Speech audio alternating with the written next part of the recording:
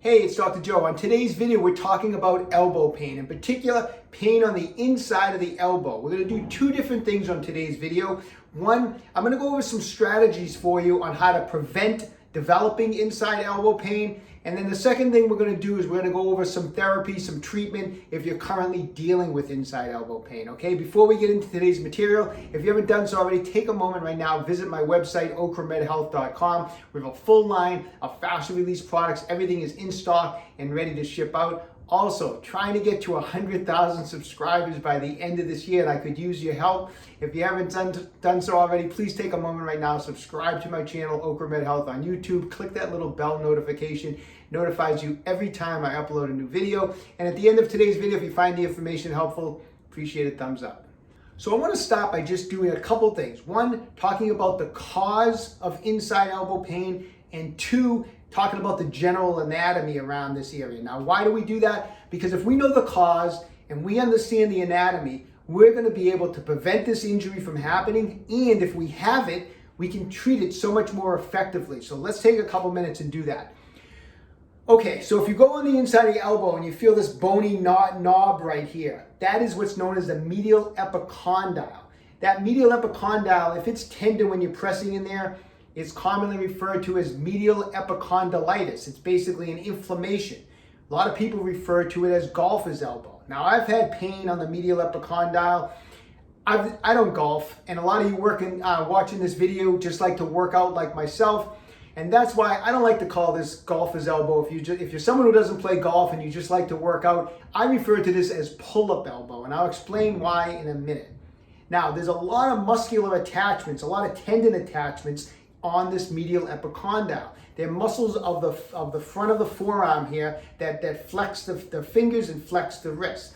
I mean, there's 5 I can think of off the top of my head: the palmaris longus, the flexor digitorum superficialis, the flexor carpi ulnaris, the flexor carpi radialis, and the pronator teres. There's 5 muscles right there that have tendon attachments on that medial epicondyle, okay? So why is this happening? Why is this called pull-up elbow as far as I'm concerned? Here's an example why.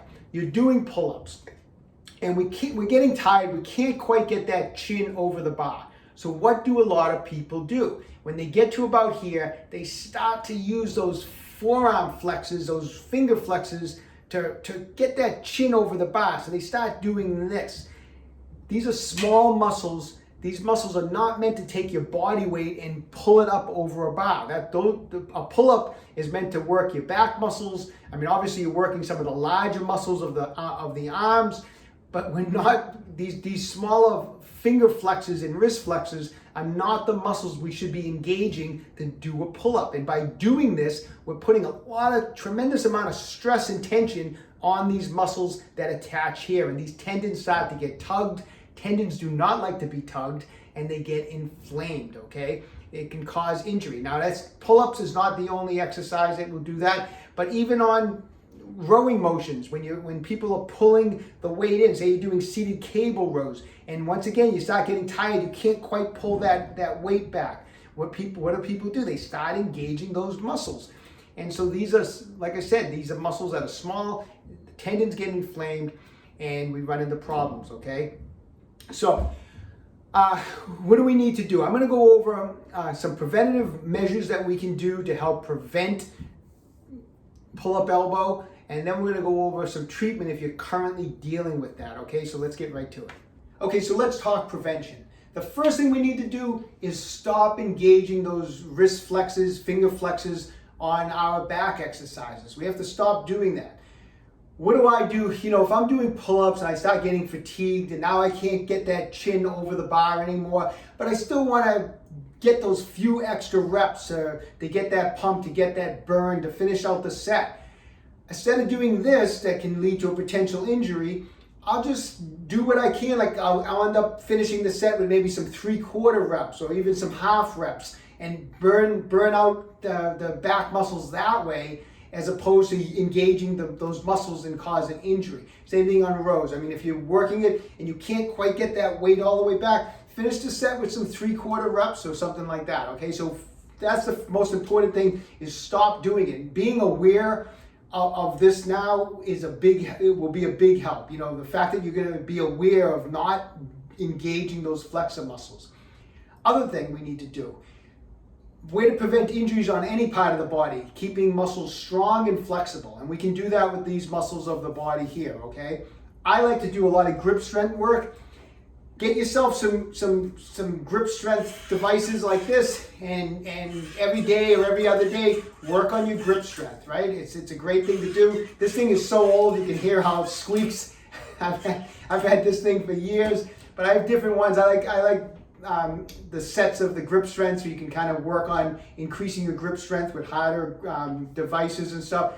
That's an excellent way to keep your finger flexors really strong. You can also use an exercise band. Take an exercise band, put it around your foot, have some tension, put your palm, the forearm on your knee, let the fingers open all the way up, let that band stretch your fingers open, then make a fist, so you're working those muscles, the finger flexors, and then flex the wrist up like that. So let it roll all the way down, squeeze, and then curl up in this direction. Another great way to just keep those muscles strong. We also want to keep them flexible. I mean, every day before I work out, I'm always doing wrist and finger stretches. I get my hands on a bench like this, and I'll hang out in this position for about 30 seconds, stretching those muscles. I'll flip the grip over in this way. I'll lean forward a little bit, stretching out those wrists. And then I'll also come up onto my fingers and stretch out my fingers like this. This is a great stretch. Get those fingers all stretched out. In particular for older people, what happens with a lot of older people, you start getting trigger fingers. The fingers kind of start getting stuck. That's why I stay ahead of this stuff. I'm always stretching out my wrists and my fingers and doing all sorts of things like that, keeping the tissue, the fascia, the muscles nice and stretchy, nice and loose, okay? So those are all things you can do for prevention. Now let's talk about a little bit of what we can do to treat this type of problem. Okay, so let's go over how to treat this inside elbow pain. As I mentioned, a lot of this is from repetitively using those forearm, those wrist and finger flexors, overutilizing them. And over time, doing it month after month, year after year, you're building up fascial adhesions. You're building up scar tissue in these muscles and in this fascia. And when that happens, you lose elasticity. And when you lose elasticity, you get more and more tugging on the tendons, and tendons do not like to be tugged on. So over time, it's not uncommon for people to develop this problem more and more frequently because they have less and less elasticity. So we need to do some myofascial release work. We need to break up any adhesions that have been building up in these muscles. So how can we do that? Let's start off by doing some cross friction massage. So these muscle fibers are running this way. Take your knuckle, we're going to do cross friction. We're going to go in this direction. Go all the way down, go on the inside, the outside, and work your way down all the way into the hand, come back up. You want to be a little more effective, take a spiky massage ball. It's going to be able to dig in deeper and break up even more adhesions. This is a max size massage ball from Ocramed Health. If you have smaller forearms, you can use a regular size massage ball, okay? And get in there with the massage ball. Put as much pressure as you can handle and go back and forth down the muscles in a cross friction type of manner, okay? Don't forget this pronator teres is attached here. The pronator teres pronates. So what I like to do on that for the cross friction is every time I swipe this way, I supinate the forearm. So I do this back and forth, just like that. It gets up in it gets the pronator teres, okay? So spend a few minutes cross friction massage all the way up and down.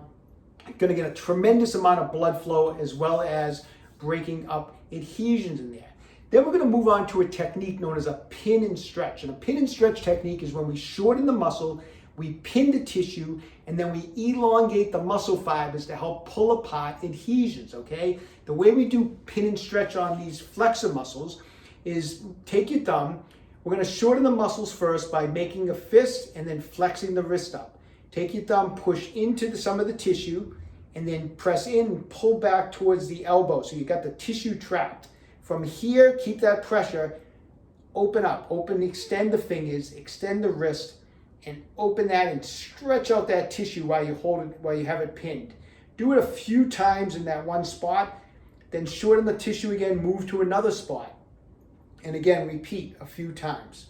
and move into all different spots along the front of the forearm here. If you happen to find a particular knot, like an area that feels knotted, that feels tender, that feels sore, spend a little extra time on the cross friction and spend a little extra time on the pin and stretch technique, okay?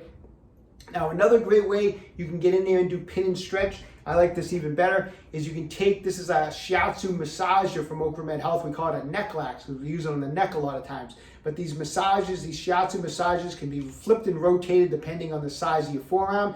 And you can actually take the massager, put your forearm in there and grip it and push those shiatsu massages into those forearm muscles. Now I have it nice and pinned. It's easy to do now, and I can concentrate on opening up the hand and extending out the wrist. And I can do that a few times, and then I can move the shiatsu massager in a different spot here, and again, do that pin and stretch technique. I like this also for the pronator teres. I can clamp down on that pronator teres in this position, and I can go back and forth like this and break up adhesions in that pronator teres. So it's a great way to get in there and also do pin and stretch technique, okay? How often should you do it? You can try to do it every day if it feels really restricted. However, if after you do it the following day you have some muscular soreness, then definitely you want to skip a day, okay? So best of luck to everybody. Okay, so I hope you found the information today helpful. You know, that pain on the inside of the elbow, it's just one of those nagging injuries that ruins your day, ruins your workout. So anyways, I hope that information helps. Also, like I said, if you're not dealing with it right now, be proactive. Keep ahead of it. Keep the muscles strong. Keep them flexible, okay? Best of luck to everybody. Stay young, train hard. Hey, if you haven't done so, visit the website, okramedhealth.com. The neck lax, the massage balls, everything is in stock, ready to ship out. So take a minute and visit the site. If you haven't done so, subscribe to Okra Health on YouTube. Questions about exercises or injuries, just leave me a comment in the comment section down below. I do the best I can to get back to everybody. And don't forget, Okra Health is here to keep you fit forever.